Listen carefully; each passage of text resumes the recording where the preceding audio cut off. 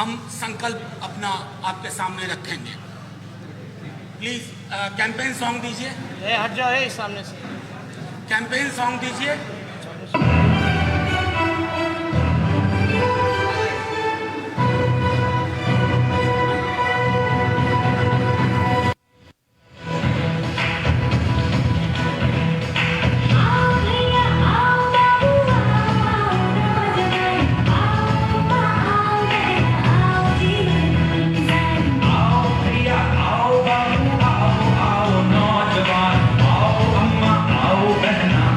जीवन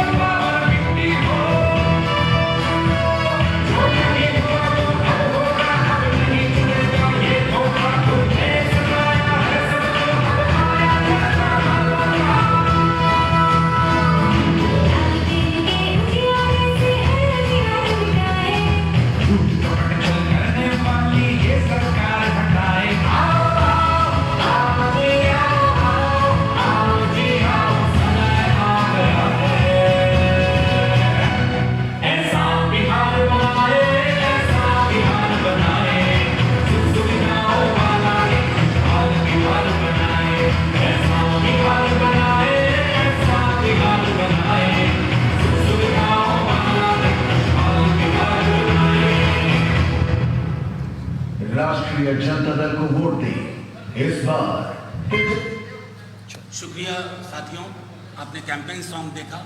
अब मैं नेता प्रतिपक्ष श्री तेजस्वी जी से और अपने तमाम साथियों से आग्रह करता हूं, एक बार खड़े होकर के हम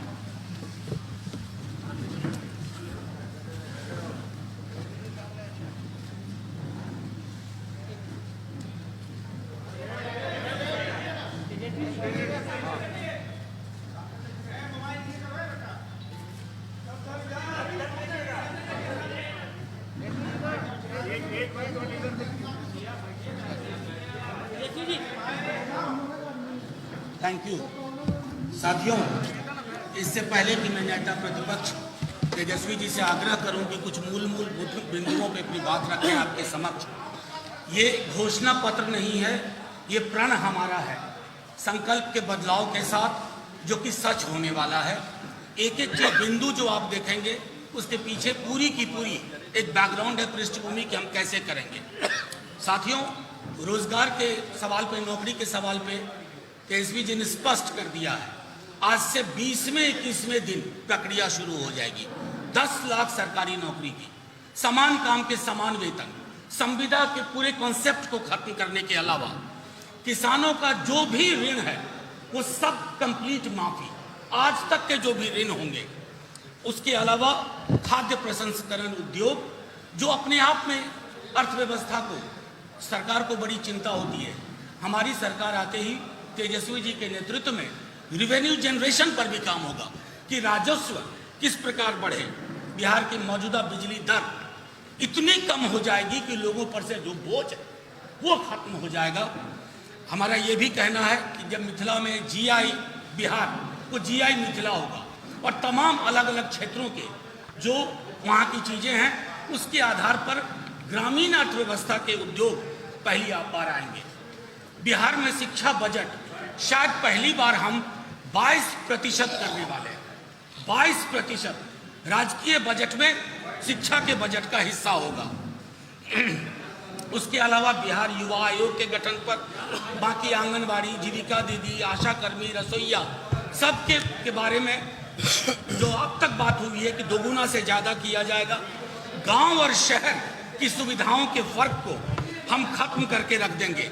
और आखिरी में मैं कहना चाहूँगा कि पुरानी पेंशन योजना लाने को हम प्रतिबद्ध हैं। जैसे वित्त रहित महाविद्यालयों के बारे में बात हुई, वित्त रहित विद्यालयों के बारे में उनके कर्मचारियों की समस्या का निदान होगा।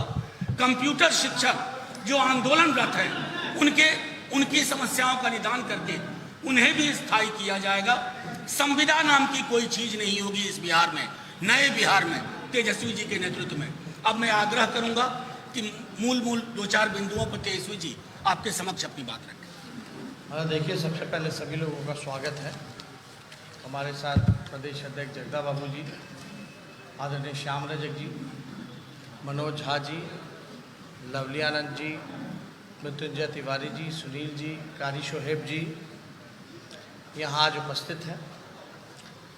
ये मैनिफेस्टो नहीं है, जैसा कि मनोज जी ने आपको बताया, ये हम लोगों का प्रण है। प्रण हमारा संकल्प बदलाव का, जो कि सच होने वाला है। इसमें काफ़ी डिटेलिंग और काफ़ी विस्तार रूप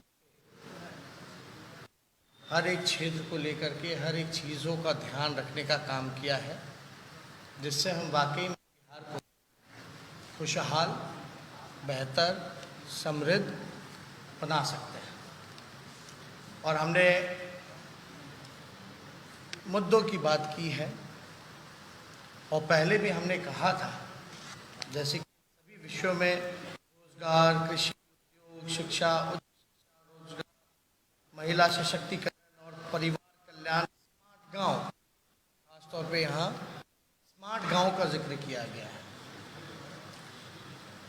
स्वयं सहायता समूह के बारे में है, पंचायती राज संस्थान के बारे में है, सामुदायिक विकास और गरीबी उन्मूलन के बारे में है, पशुपालन एवं मत्स्य पालन के बारे में है, स्वास्थ्य सेवाएं के बारे में है, सरकारी सेवा से जुड़े हुए मुद्दे हैं, बिहार की सांस्कृतिक विरासत और रचनात्मक उद्योग के बारे में इसमें है।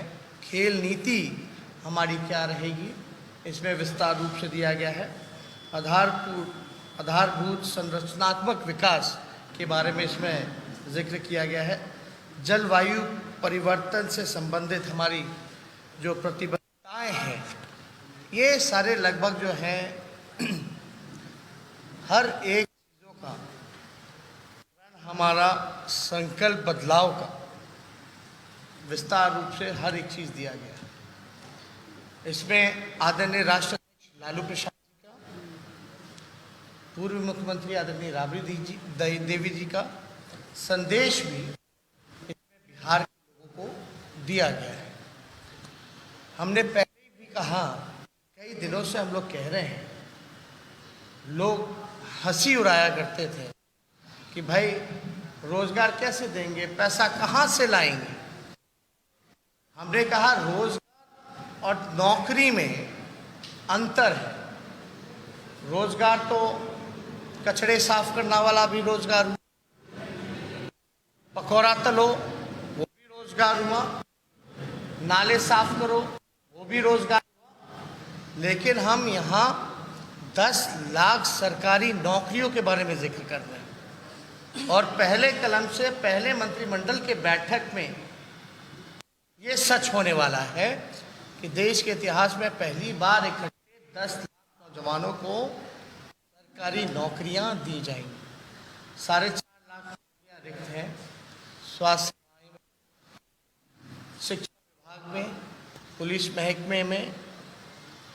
60% जूनियर इंजीनियर का पद जो है वो यानी doctor, nurse, compounder, lab technicians, engineers, professor, teacher, आपके पुलिस बल की जो क्षमता है, जो होनी चाहिए, जो कि अभी नहीं है। हमने उदाहरण भी दिया था मणिपुर जैसे छोटे राज्य का कि भाई 1 लाख आबादी पे वहाँ 1000 से ज़्यादा पुलिसकर्मी हैं, लेकिन बिहार में 1 लाख आबादी पर 77 पुलिसकर्मी हैं।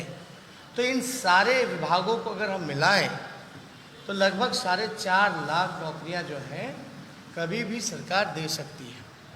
और ये बजट में ऑलरेडी प्लान बजट में इन सारी चीज़ों का व्यवस्था है।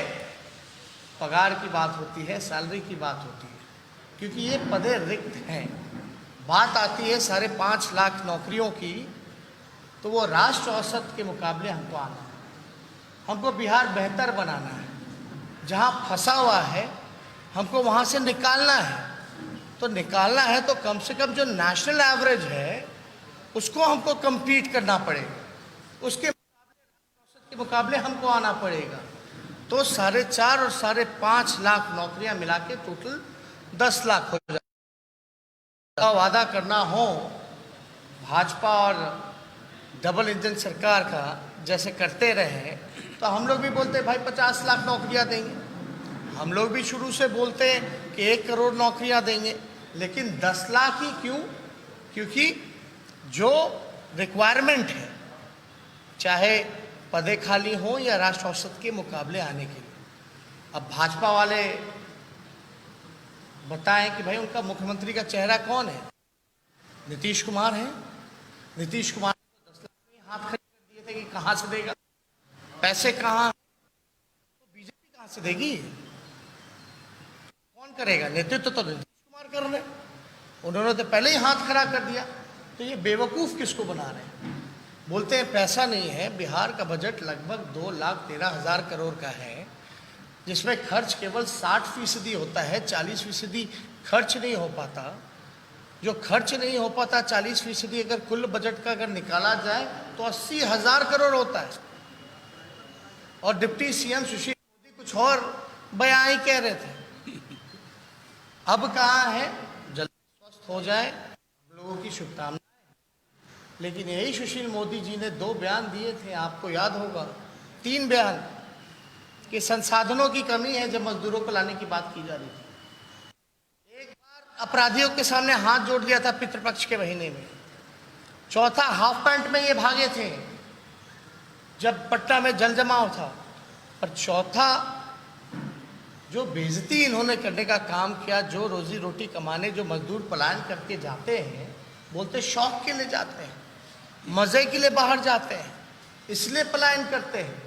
तो ये है बीजेपी का चेहरा बिहार में, ये है। और चिट्ठी निकाला जाता है कि मजदूर भाई अगर आएंगे तो अपराध बढ़ जाएगा। अब क्यों खामोश है भैया सरकार? क्या हुआ? कुछ ऐसी अनहोनी तो नहीं होगी जो 40 लाख से भी ज़्यादा मजदूर आए? लेकिन सबके आंख ज़रूर खुल गए थे कि इतनी बड़ी संख्या में बिहार में हुआ है, किसी ने देखा नहीं था। लेकिन लॉकडाउन के दौरान सब लोगों का जो आंख था वो खुल, जो पर्दे लगे थे वो पर्दे, चाहे कृषि का क्षेत्र हो, नौजवान की बात हो, महिला सशक्तिकरण की बात हो, स्वयं सहायता समूह, आंगनबाड़ी से लेकर के जो हमारी विकास मित्र हैं, जो आपके जीविका हैं, ये जितनी स्वयं सहायता समूह हैं, सबके मानदेय को लगभग दुगुने से ज़्यादा हम लोग बढ़ाने का काम करेंगे, नियमित करने का काम करेंगे। और एक बात और, नियोजित शिक्षकों को लेकर जो था समान काम समान वेतन, उसको भी लेकर के हम लोग जो है समान काम समान वेतन हम लोग करेंगे। जो 10 लाख रोजगार की बात, नौकरियों की, सरकारी नौकरियों की बात कर रहे हैं, ये कोई प्राइवेट का अलग से नहीं है। जब कारखाने लगेंगे, हमारी उद्योग नीति क्या है इसमें विस्तार रूप से है, कृषि का हमारा क्या प्लान रहेगा इसमें विस्तार रूप से, ज़्यादा समय नहीं लेंगे, आप लोगों को डिस्ट्रीब्यूट हो जाएगा, आप सब लोग देख सकते हैं, पढ़ सकते हैं। लेकिन हर एक तरीके से हम लोगों ने बिहार के सामने अपना विजन और डॉक्यूमेंट रखा है। आज तक हवाई बातें हुआ करती थी, लेकिन ये हमारा संकल्प है, संकल्प बदलाव का। ये हमारा प्रण है जो सच होने वाला है, और ये हम करके दिखाएंगे। हम बार बार कहते आए हैं, मैं फिर से कहता हूं कि नीतीश कुमार जी नहीं संभल रहा, नीतीश कुमार जी थक चुके हैं। और कोई इससे जुड़ा हमारा प्रोग्राम है 13 जगह प्रोग्राम लगा हुआ है, क्योंकि आज सिर्फ इसको रिलीज करने की बात है।